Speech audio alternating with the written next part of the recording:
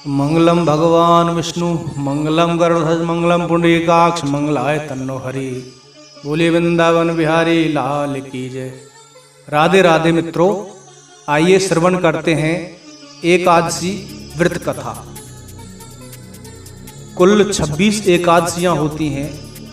उनमें पहला व्रत उत्पन्ना एकादशी का होता है। तो पहले एकादशी समस्त एकादशियों के नाम जानते हैं। श्री सूत जी महाराज शौनक आदि 88,000 ऋषियों से बोले, हे महर्षियों, एक वर्ष के अंदर 12 महीने होते हैं और एक महीने में 2 एकादशियां होती हैं। सो एक वर्ष में 24 एकादशियां होती हैं। जिस वर्ष लौंद अधिक मास पड़ता है उस वर्ष 2 एकादशियां बढ़ जाती हैं। इस तरह कुल 26 एकादशियां होती हैं। प्रथम उत्पन्ना, मोक्षदा, सफला, पुत्रदा, षटकला, जया, विजया, आमलकी, पापमोचनी, कामदा, बरूथनी, मोहनी, अपरा, निर्जला, योगनी, देवशयनी, कामदा, पुत्रदा, अजा, वामन या परिवर्तनी, इंद्रा, पापांकुशा, रमा, प्रमोदनी। लौंद अधिक मास की दोनों एकादशियों का नाम क्रमानुसार पद्मनी और परमा है। ये सब एकादशियां यथा नाम तथा गुण वाली हैं।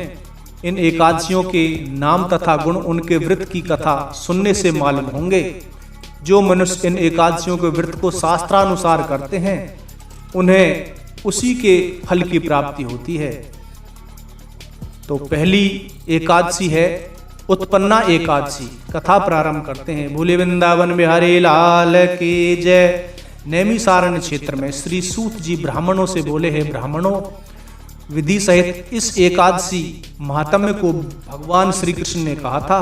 प्रेमी जन ही इस व्रत की उत्पत्ति को प्रेम पूर्वक सुनते हैं और इस लोक में अनेकों सुखों को भोग कर अंत में विष्णु पद को प्राप्त करते हैं। श्री सूत जी बोले, हैं ब्राह्मणों, सबसे प्रथम इस एकादशी महात्म्य को भगवान श्री कृष्ण ने अर्जुन से कहा था। उसी के अनुसार मैं आपसे कहता हूं। अर्जुन ने कहा, हे जनार्दन, इस एकादशी व्रत का महात्म्य क्या है? इस व्रत के करने से क्या पुण्य मिलता है और इसकी विधि क्या है? सो आप मुझसे कहिए। ऐसा सुनकर श्री भगवान ने कहा, हे अर्जुन, सबसे पहले हेमंत ऋतु के मार्गशीर्ष महीने में कृष्ण पक्ष की एकादशी का व्रत करना चाहिए। दशमी की शाम को दातुन करना चाहिए और रात को भोजन नहीं करना चाहिए। एकादशी को सुबह संकल्प नियम के अनुसार कार्य करना चाहिए। दोपहर में संकल्प पूर्वक नदी, सरोवर, बावड़ी, कुआं आदि में से किसी में स्नान करना चाहिए। स्नान करने के पहले शरीर पर मिट्टी का चंदन लगाना चाहिए। चंदन लगाने का मंत्र इस प्रकार है, अश्वक्रांते रथक्रांते विष्णुक्रांते वसुंधरे अधृतापि बराहेण कृष्णेन सतबाहुना मृत्तिके हर में पापम यन्मना पूर्व संचितम त्वया हतेन पापेन गच्छामि परमागतिम। व्रत करने वाले को स्नान करने के पश्चात पापी, चोर, पाखंडी, दूसरे की बुराई करने वाला, परस्त्री गमन करने वाला, दुराचारी, दूसरे के धन को चुराने वाला, मंदिरों में चोरी करने वाला, इन सब मनुष्यों से बात नहीं करनी चाहिए। यदि अनजाने में इनसे बात हो जाए तो इस पाप को दूर करने के लिए सूर्य नारायण के दर्शन करने चाहिए। स्नान के बाद धूप, दीप, नैवेद्य से भगवान का पूजन करना चाहिए। रात को दीपदान करना चाहिए। ये सत्कर्म भक्ति पूर्वक करने चाहिए। उस रात को नींद और स्त्री प्रसंग को त्याग देना चाहिए। एकादशी का दिन तथा रात्रि को भोजन, सत्संग आदि कर्मों में व्यतीत करना चाहिए। उस दिन श्रद्धा पूर्वक ब्राह्मणों को दक्षिणा देनी चाहिए और उनसे अपनी गलतियों की क्षमा मांगनी चाहिए। धार्मिक जनों को शुक्ल और कृष्ण पक्ष की दोनों एकादशियों को एक साथ समझना चाहिए। उनमें भेद मानना उचित नहीं है। ऊपर लिखी विधि के अनुसार जो मनुष्य एकादशी का व्रत करते हैं उनको शंखोद्धार तीर्थ में स्नान एवं दर्शन करने से जो पुण्य मिलता है वह एकादशी व्रत के पुण्य के 16वें भाग के बराबर भी नहीं है। व्यतीत योग में, संक्रांति में तथा चंद्र ग्रहण, सूर्य ग्रहण में दान देने से और कुरुक्षेत्र में स्नान करने से जो पुण्य प्राप्त होता है वही पुण्य मनुष्य को एकादशी का व्रत करने से मिलता है। अश्वमेध यज्ञ करने से जो पुण्य प्राप्त होता है उससे 100 गुना पुण्य एकादशी को उपवास करने से मिलता है। 1000 तपस्वियों को 60 वर्ष तक भोजन कराने से जो फल मिलता है वह फल इस एकादशी का व्रत करने से प्राप्त होता है। जो पुण्य वेदपाठी ब्राह्मण को 1000 गोदान करने से मिलता है उससे 10 गुना अधिक पुण्य एकादशी का व्रत करने से मिलता है। 10 श्रेष्ठ ब्राह्मणों को भोजन कराने से जो पुण्य मिलता है वह एकादशी के पुण्य के 10वें भाग के बराबर होता है। 10 उत्तम ब्राह्मणों को भोजन कराने में जो पुण्य मिलता है उतना ही पुण्य एक ब्रह्मचारी को भोजन कराने से होता है। इस पुण्य से 1000 गुना पुण्य कन्या और भूमिदान करने से प्राप्त होता है। कन्या और भूमिदान के पुण्य से 10 गुना पुण्य विद्यादान से 10 गुना पुण्य भूखे को भोजन देने से होता है। अन्नदान के बराबर संसार में कोई दूसरा पुण्य नहीं है। इस दान से स्वर्गीय पितृ तृप्त हो जाते हैं। इस दान के महात्म्य का देवता भी वर्णन नहीं कर सकते हैं। निर्जला व्रत करने का आधा फल एक बार भोजन करने के बराबर होता है। इसलिए उपरोक्त कोई सा एक व्रत जरूर करना चाहिए। एकादशी का व्रत करने पर ही यज्ञ दान तप आदि मिलते हैं, अन्यथा नहीं। अतः एकादशी का व्रत अवश्य ही करना चाहिए। इस व्रत में शंख से जल नहीं पीना चाहिए। मछली सुअर तथा अन्य एकादशी के व्रत में वर्जित है। एकादशी व्रत का फल 1000 यज्ञों से भी अधिक है। ऐसा सुनकर अर्जुन ने कहा, हे भगवान, आपने इस एकादशी के पुण्य को अनेक तीर्थों के पुण्य से श्रेष्ठ तथा पवित्र क्यों बतलाया है? सो सब कहिए। श्री भगवान बोले, हे अर्जुन, सतयुग में एक महाभयंकर मुर नाम का दैत्य था। उस मुर दैत्य से सभी देवता अत्यंत भयभीत रहते थे।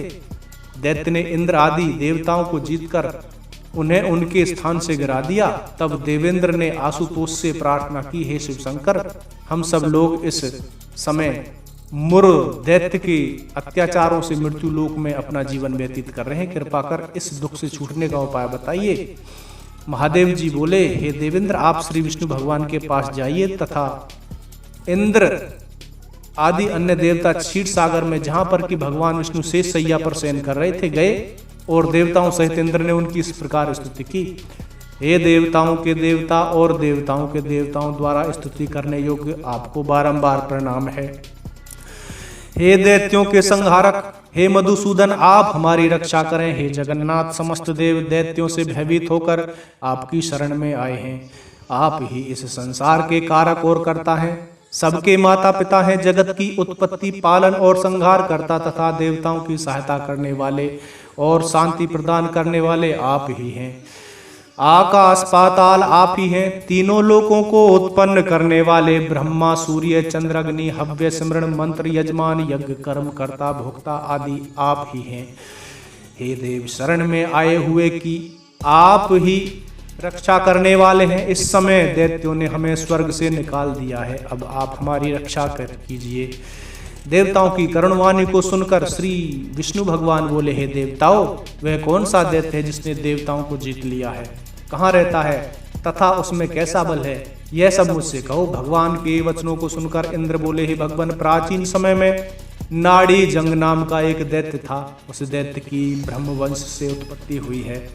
उसी दैत्य के पुत्र का नाम मुर है। वह अपनी राजधानी चंद्रावती में, जिसने अपने बल से समस्त विश्व को जीतकर और सब देवताओं को देवलोक से निकालकर इंद्र, अग्नि, यम, वरुण, चंद्रमा, सूर्य बनकर जो पृथ्वी को तपाता है, मेघ बनकर जल की वर्षा करता है, आप उस दैत्य को मारकर देवताओं को विजय बनाइए।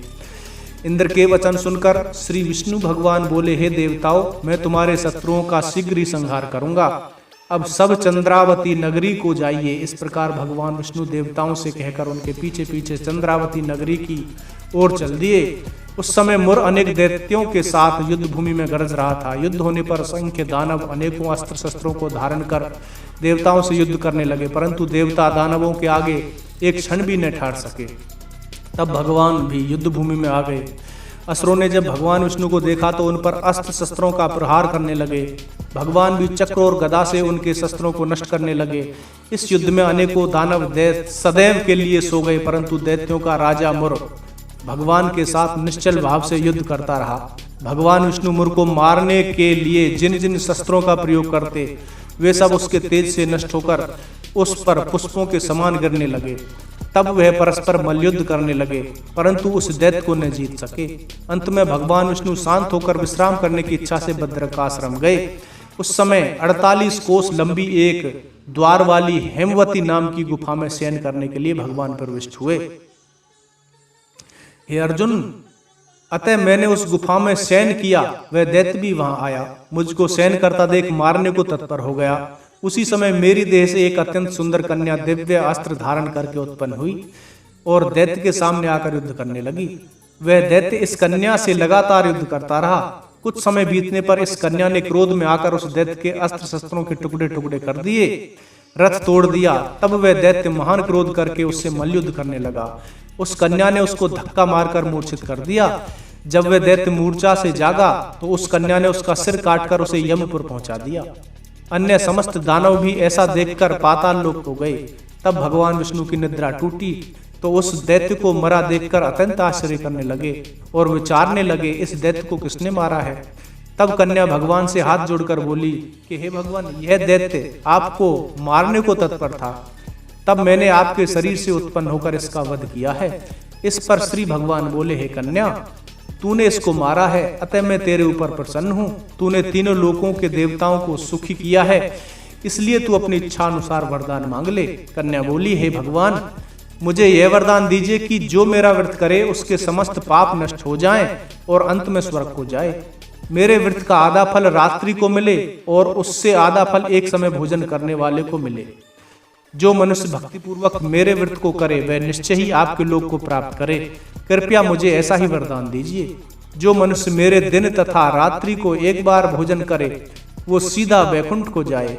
श्री भगवान बोले, हे कल्याणी, ऐसा ही होगा। मेरे और तेरे भक्त एक ही होंगे और अंत में संसार प्रसिद्ध को प्राप्त होकर मेरे लोक को प्राप्त होंगे। हे कन्या, एकादशी को पैदा होने से तेरा नाम भी एकादशी हुआ। जो मनुष्य तेरे इस दिन का व्रत करेंगे उनके समस्त पाप नष्ट हो जाएंगे और अंत में मुक्ति को प्राप्त करेंगे। तू मेरे लिए अब तीज, आठवें, नवमी और 14 से भी अधिक प्रिय है। तेरे व्रत का फल सब तीर्थों के फल से महान होगा। यह मेरा कथन सत्य है। ऐसा कहकर भगवान उसी स्थान पर अंतर्धान हो गए। एकादशी भी भगवान के उत्तम वचनों को सुनकर अत्यंत प्रसन्न हुई। हे अर्जुन, सब तीर्थों, दानों, व्रतों के फल से एकादशी व्रत का फल सर्वश्रेष्ठ है। मैं एकादशी व्रत करने वाले मनुष्यों के शत्रुओं को, विघ्नों को नष्ट कर देता हूँ और उन्हें मोक्ष दिलाता हूँ। अर्जुन, यह मैंने तुमसे एकादशी की उत्पत्ति के बारे में बतलाया है। एकादशी पापों को नष्ट करने वाली और सिद्धि को देने वाली है। उत्तम मनुष्यों को दोनों पक्षों की एकादशियों को समान समझना चाहिए, उनमें भेदभाव मानना उचित नहीं है। जो पुरुष विष्णु भक्त हैं उनको धन्य है। जो मनुष्य एकादशी महात्म्य का श्रवण में पठन करते हैं उनको अश्वमेघ यज्ञ का फल मिलता है। जो मनुष्य भक्ति पूर्वक कथा सुनते हैं वे विष्णु लोक को जाते हैं और करोड़ों वर्षों तक उनकी उस जगह पूजा होती है। जो एकादशी महात्म्य के चौथाई भाग को सुनते हैं उनके ब्रह्म हत्या आदि के महान पाप नष्ट हो जाते हैं। विष्णु धर्म के समान संसार में कोई दूसरा धर्म नहीं है और एकादशी व्रत के बराबर कोई भी दूसरा व्रत नहीं है। इस प्रकार भक्तों, यह उत्पन्ना एकादशी की व्रत कथा संपन्न हुई। बोलिए वृंदावन बिहारी लाल की जय। बोलिए विष्णु भगवान की जय। बोलिए एकादशी माता की जय।